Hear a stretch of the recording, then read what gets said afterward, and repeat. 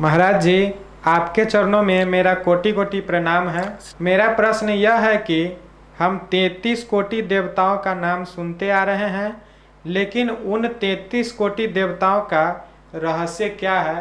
कृपया मार्गदर्शन करें। बहुत अच्छा। ये जो प्रश्न है आपका बड़ी ही सराहनीय है, अद्भुत है, अच्छा है। और ये आपका प्रश्न करना बड़ा उत्तम इसलिए है ताकि इस बात और इस भ्रम जाल में सब लोग फंसे रहते हैं। 33 कोटि देवता, तो 33 कोटि देवता का तात्पर्य तो देवता से है ही है, पर इसमें हमें दो चीज जानना है कि 33 कोटि क्या है और फिर देवता क्या है। तो कोटि का अर्थ दो होता है। एक कोटि का अर्थ होता है करोड़ों, करोड़। दूसरा प्रकार, क्या? प्रकार। तो कोटि तो असंभव है, यहां जो संतों ने शास्त्रों में बताया है उसमें प्रकार का विशेष आया है। प्रकार कि 33 प्रकार के प्रमुख देवता हैं जो इस सृष्टि को चलाते हैं, इस दुनिया को चलाते हैं। ऐसे भी आप जो पढ़ रखे हैं, सुन रखे हैं, जान रखे हैं या सीरियल आदि में देख रखे हैं, देवता अर्थात कि वायु देवता, चंद्र देवता, सूर्य देवता, इंद्र के साथ सब लोग रहते हैं। और इंद्र पर जब भी कोई संकट, विपत, मुसीबत आता है तो इंद्र इन लोगों का सहारा लेकर के असुरों पर, राक्षसों पर अपना वार करवाते हैं, या जहां जरूरत इनको पड़ता है। तो वो जो मूर्ति रूप में, देवता रूप में समझाया गया है, तो इसे ये बताया गया जैसे कि मान लिया जाए वायु देवता, तो वायु के अधिष्ठात्री एक कोई अधिकारी प्राणी है जिसे देवता, जो जिसे हम देवता कहते हैं या देवता हैं, तो वो अपने प्रकोप से, अपने इच्छा से वायु को तेज कर सकते हैं, बढ़ा सकते हैं, शांति प्रदान करवा सकते हैं, या वायु के झोंक से उपद्रव भी कर सकते हैं। यही भाव होता है, यही ना देखने को मिलता है। ये उनके मनो अनुरूप, इंद्र के मनो अनुरूप सब चलते हैं सब, यानी कि इसलिए इंद्र जो है सो सबके राजा कहलाते हैं।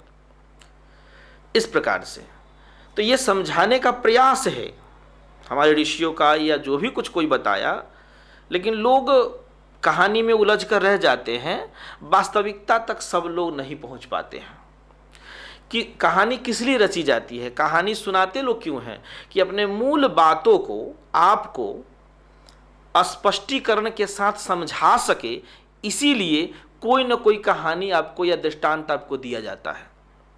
ठीक है ना?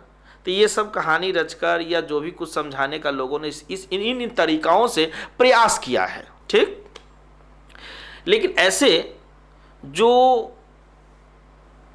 शतपथ ब्राह्मण ग्रंथ है उसमें आया 14वें कांड में स्पष्ट रूप से लिखा है कि 33 कोटि देवता क्या है, यानी 33 प्रकार का देवता क्या है। कहते हैं 8 वसु है, 8 वसु है, 11 रुद्र है, 12 आदित्य है, एक कहते हैं इंद्र है, दूसरा कहते हैं प्रजापति है। तो आइए 8, 11, 12, 1 और 1 सब मिलकर 33 होते हैं। एक और है 34वां भी, उसमें जो ग्रंथ में समझाया गया है, बहुत अच्छा है। तो आइए थोड़ा सा हम लोग वसु से जानते हैं कि 8 वसु ये मानते किसे हैं। 8 जो देवता है, वसु करके जो देवता हैं वो कौन है? तो 8 वसु में वो कहते हैं कि पृथ्वी, देखिए गौर से समझिए, यहाँ पृथ्वी एक पदार्थ है, वस्तु है ना, और लेकिन पृथ्वी की जो भावनाएं हैं, पृथ्वी का जो उस भावना को एक साधक, एक संत, एक कवि समझता है। देखते हैं कवि जो है किसी भी वस्तु के भाव को समझ कर कि ये वस्तु ये कहना चाह रहा है। ठीक है, उसी तरह संत, मुनि, मनस्वी, ज्ञानी जो है पृथ्वी के बारे में अनुभव करता है, समझता है, और उनके दुख दर्दों को, यानी कि बताइए जो पदार्थ है, उनकी भी चीजों को, उनके भावनाओं को समझना, ये बहुत गूढ़ बात है, ये बहुत संवेदनशीलता है ना। तो समझ रहे हैं? तो इस प्रकार से 8 वसु। तो पहले पृथ्वी का नाम दिया, ठीक है। पृथ्वी देवी का रूप माना, स्त्रीलिंग है इसलिए देवी रूप माना। अगर पृथ्वी देवी को आप दुनिया में कहीं खोजने जाएंगे तो पृथ्वी देवी कहीं मिलेगी? गौर से सोचिए, भारत माता है हमारी, है ना। तो भारत माता का हम एक चित्रण करते हैं, देवी रूप में मानते हैं, पूजते हैं, लेकिन भारत माता नाम की, रूप की कहीं भी अगर किसी माता को हम खोजने जाएं, क्या मिलेंगी? नहीं मिलेंगी। ये संपूर्ण भारत ही भारत माता है, ये हमारी भावना है। क्या है? ये संवेदनशीलता है, ये आदर सूचक भाव है। समझ रहे हैं? मैं चाह रहा हूं अंदर की बात को समझाकर खोलकर बताऊं, है ना। तो पृथ्वी जल, दूसरा में जल, तीसरा में अग्नि, फिर वायु, फिर आकाश, फिर चंद्रमा, सूर्य और नक्षत्र आदि, ये 8 हुए। ये 8 को वसु, यानी कि इन्हीं सब के मिलकर के ये सब कारण है पृथ्वी को टिकाए रखने का। इस पर हम वसते हैं। क्या करते हैं? वसते हैं। तो हम लोग वसते हैं इस पर, इस सृष्टि चक्र के सिस्टम पर, उसमें मूल पृथ्वी पर, इसलिए शुरुआत पृथ्वी से किया है।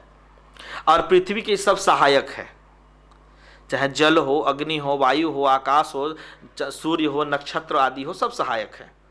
सब अपने जगह पर सब अपना अपना जो काम कर रहे हैं, तो ये सहायक है। और यहाँ हम बसते हैं, बसने के कारण ही वसु कहे जाते हैं। क्या कहे जाते हैं? वसु। 8 वसु, ये 8 देवता हो गए आपके। उसके बाद कहते हैं 11 रुद्र माने जाते हैं। कितने? 11 रुद्र।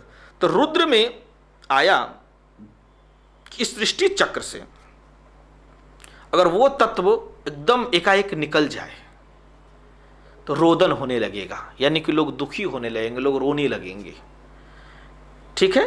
इसलिए 11 रुद्र।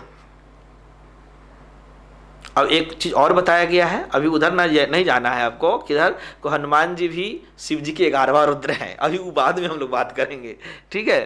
पहले इसको समझ लेते हैं 11 रुद्र क्या कहना चाहते हैं। जो हमारे ऋषि हैं, शतपथ ब्राह्मण ग्रंथ के जो ऋषि हैं, वो क्या कहना चाह रहे हैं? कह रहे हैं कि 11 रुद्र हैं। तो 11 रुद्र में कौन कौन है? तो कहते हैं प्राण, अपान, उदान, व्यान, समान आदि, ये 5 वायु हैं। कितने हैं? प्राण, अपान, व्यान, उदान, समान। फिर 5 इसके उपवायु हैं, जो कहते हैं नाग, कुर्म, कृंकल, देवदत्त, धनंजय, 5 उपवायु हो गए। फिर इससे संयुक्त होकर बना जीवात्मा, ठीक। ये 11 क्या, इसका जीवात्मा 11वां हो जाता है, यानी कि ये 11 रुद्र है। क्या है? 11 रुद्र, ठीक है। अब हमने आपको पहले सुनाया था कि यत पिंडे तत् ब्रह्मांडे, कि जो बाहर सृष्टि चक्र संसार में है प्रकृति, उसी प्रकृति देव आदि, तो हमारे शरीर के अंदर भी वही प्रकृति देव आदि है, ठीक है। तो जैसे ही हमारे शरीर से ये, इसलिए कि हमारे भी शरीर में ये 5 प्राण और 5 उपप्राण है।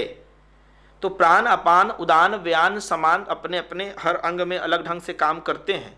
और ये जो है नाग, कूर्म, कृंकल, देवदत्त, ये छोटे छोटे से छींक होना, पलक झपकाना, जम्हाई आना, ये उपवायु इसमें काम करता है, ये 5, ठीक। प्राण तो लेना, अपान छोड़ना, उदान फिर यहाँ से यहाँ कैसे काम करता है, सारे ग्रंथों में वर्णन है बड़ा ढंग से, कि फिर हमारे जंघे से नाभि तक कौन वायु काम कर रहे हैं, फिर सही पूरे शरीर में कौन से वायु काम कर, इसी 5 में सब ढंग से बताया गया है, यानी अलग नहीं। यही 5 उपवायु, 5 मेन वायु, ठीक है। तो प्राण आदि ये और एक सब मिलकर जो जीवात्मा है, तो अगर इस शरीर से ये 5 वायु निकल जाए, 5 उपवायु निकल जाए और जीवात्मा निकल जाए, तो रुदन हो जाएगा ना, इसीलिए रुद्र। क्या नाम पड़ा? रुद्र। तो ये 11 रुद्र हैं। तो 8 वसु और 11 रुद्र। अब बाहर भीतर दोनों समझे, प्रकृति में भी और शरीर में भी, ठीक है। और फिर कहते हैं 12 आदित्य हैं। कितने? हाँ, सूर्य तो सूर्य हैं, पर आदित्य का यहाँ भाव ये बताते हैं, ये जो ऋषि हैं इस ग्रंथ के, वो ये बताते हैं कि 12 आदित्य जो संवत्सर के यानी वर्ष, सालों के, साल के, वर्ष के जो 12 महीने हैं, ये 12 आदित्य के नाम से ये बताते हैं। क्या बताते हैं? आदित्य के नाम से जी। जो कि ये हमारे आयु को, जो हमारी जो आयु है, उम्र है, उसे धीरे धीरे ये निगलते जाता है, कम होते जाता है। तो इस अभिप्राय से यहाँ संवत्सर आदि को 12 आदित्य के नाम से जाना जाता है। तो ये 8 वसु हो गए, 11 रुद्र हो गए और 12 आदित्य हो गए। फिर एक जो इस सृष्टि चक्र के जो तेज हैं, बिजली हैं, तो उस बिजली को, जो परम ऐश्वर्य का हेतु है, जो बिजली है, विशेष एक तत्व है, उसे इंद्र का नाम देते हैं।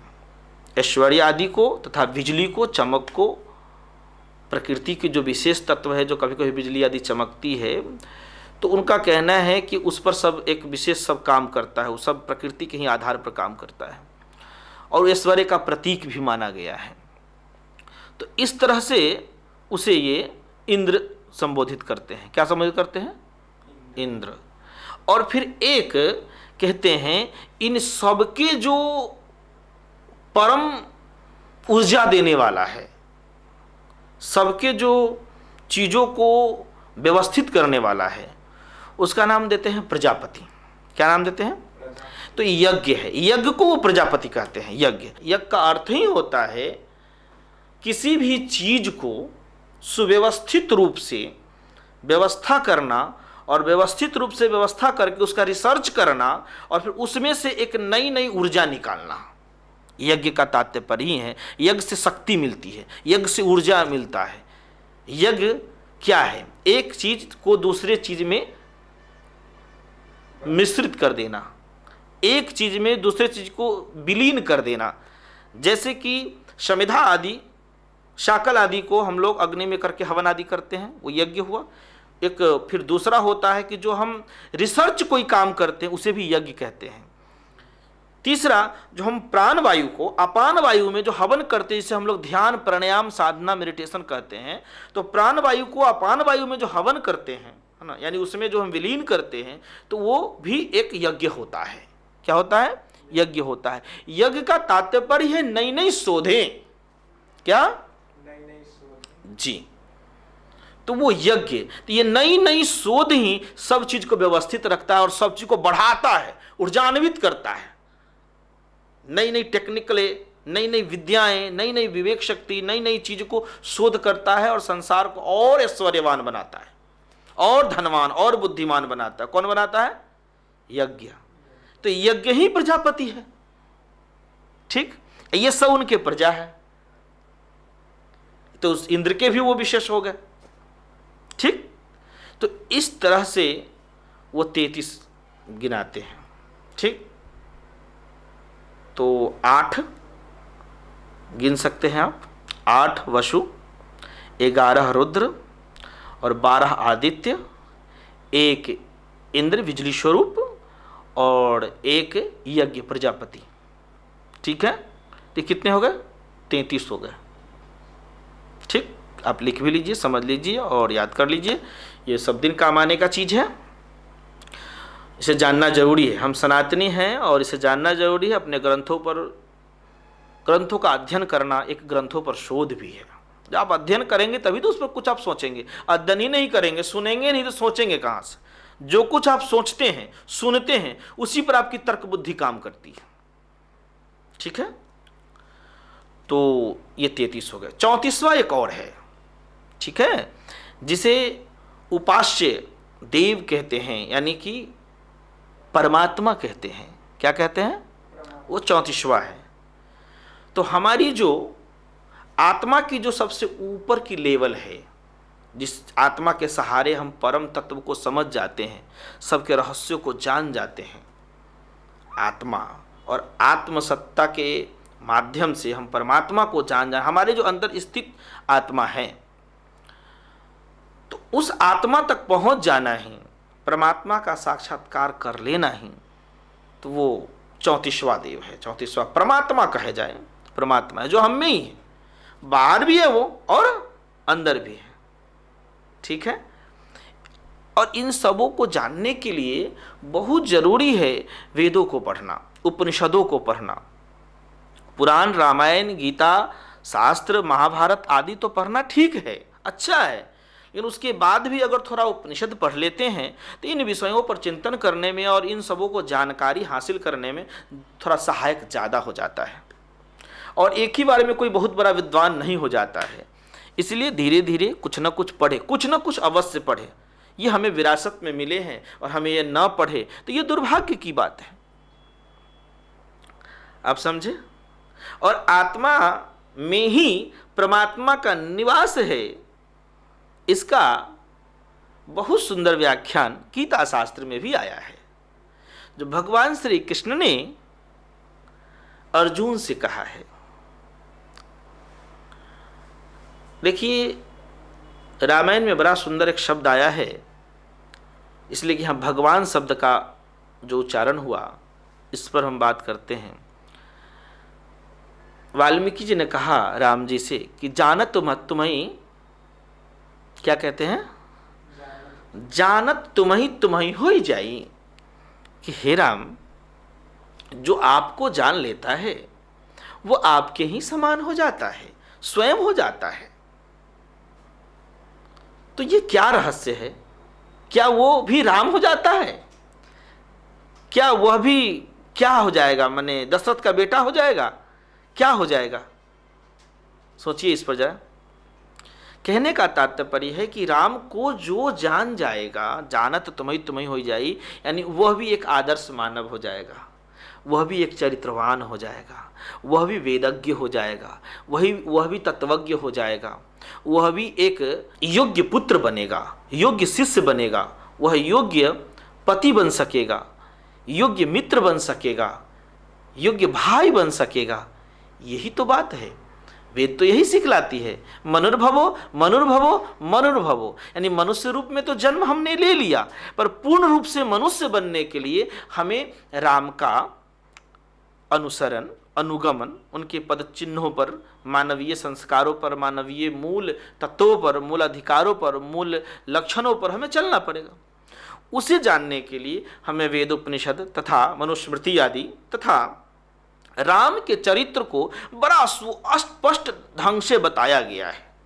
अगर राम के चरित्रों को जो समझ लेता है, समझिए वेद के सार तत्वों को वो समझ गया। ठीक है। तो जानत तुम्हीं हो जाई, तो यहां राम को जान लेने के बाद हमें क्या बनना है? चरित्रवान बनना है ना, विद्वान बनना है ना, क्या करे क्या न करे सोच समझ के करना है ना। राम के भक्त बनने के बाद, यानी एक बार लड़ने से भी पहले एक बार सोचना है, लड़ना है। ऐसा नहीं है कि अब देखिए, भगवान श्री राम की धर्मपत्नी को अगर कहानी में जो बताया गया है, सीता का हरण करके रावण ले जाता है, तो क्या राम जी ऐसा किए कि अच्छा छोड़ दो, अब ले गए तो ले गए? भाई कैसे ले गया, तो मेरा धर्म है कि अपनी धर्मपत्नी को एनकेन प्रकारे न पुनः वापस करना, ये धर्म है। ये धर्म है कि न कि उसे छोड़ देना धर्म है।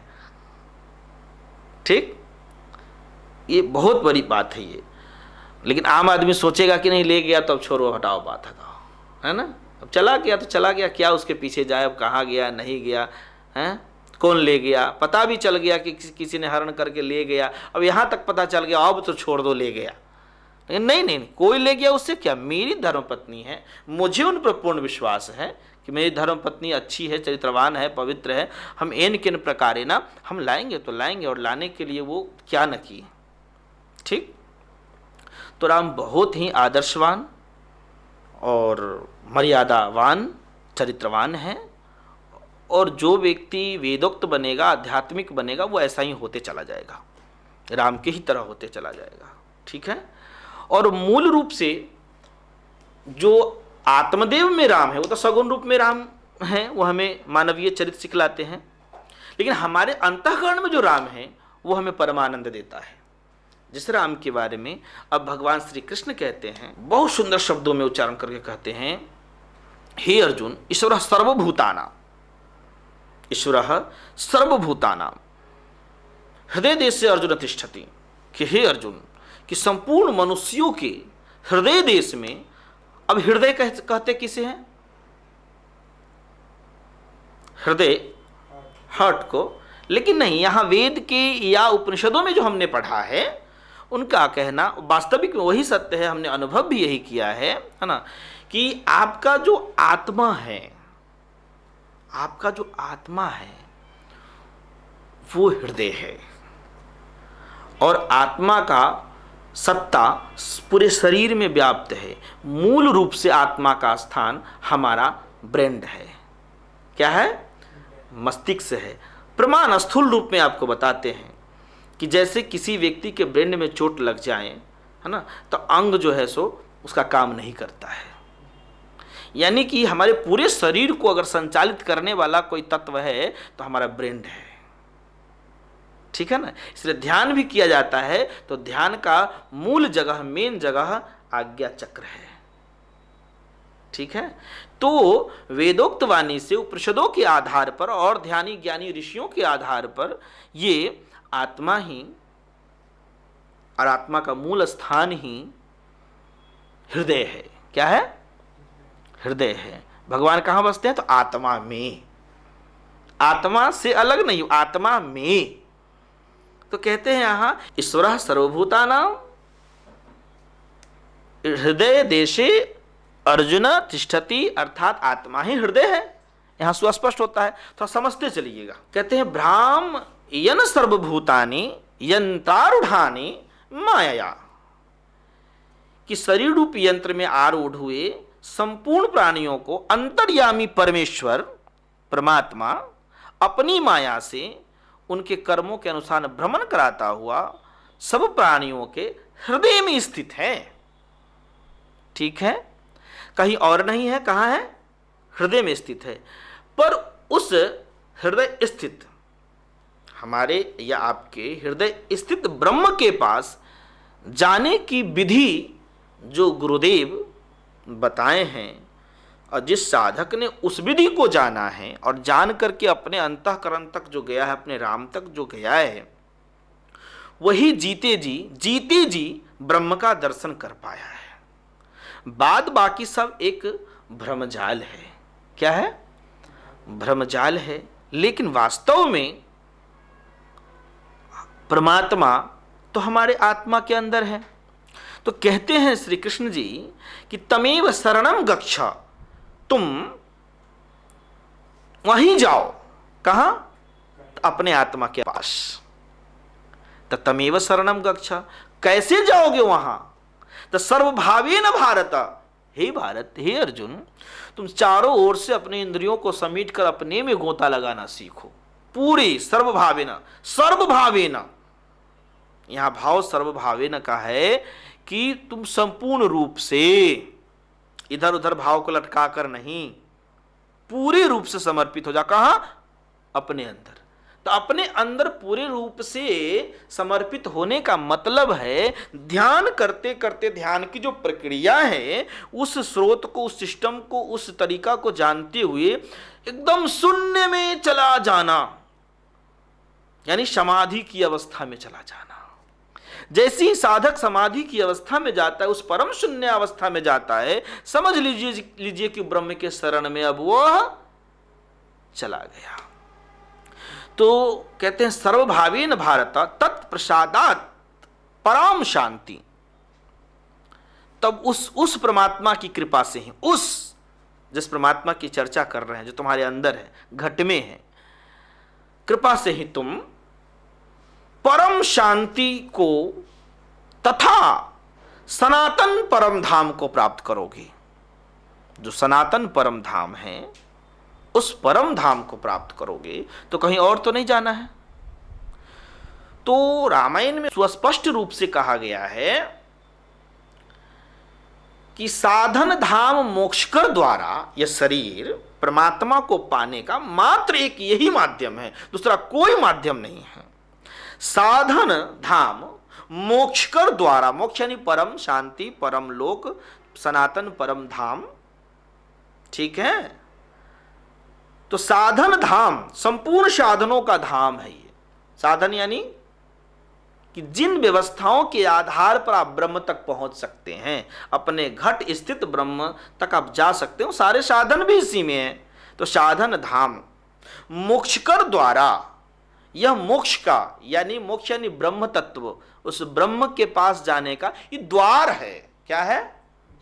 जैसे आप गुरु के द्वार पर आए ना, तब आप सत्संग के अधिकारी बने हैं, उसी तरह से आप इसके द्वार में जब प्रवेश करेंगे, अपने घट के अंदर वाले द्वार में, ये शरीर ही उसका द्वार है, और इसमें जो प्रवेश करने की विधि जान जाएंगे, द्वार के अंदर कैसे प्रवेश किया जाए, है ना। तो कहते हैं साधन धाम मोक्षकर द्वारा अब पाई न जही परलोक सवारा, इसे पाकर भी अपने परम लोक को नहीं जाना, नहीं सवारा, अपने परम तत्व को, परमात्मा को नहीं जाना, पाई न जही परलोक सवारा, सो परत्र दुख पावई, सिर धुनि धुनि पछताई। अब देखिए यहां क्या कहते हैं, सो परत्र दुख पावई, वह उल्टा बहुत दुख पाता है संसार में। न वह जीव को समझ पाता है, न माया को समझ पाता है, न ब्रह्म को समझ पाता है। सो परत्र दुख पावई, सिर धुनि धुनि पछताई, माथा पीट पीट कर पछताता है।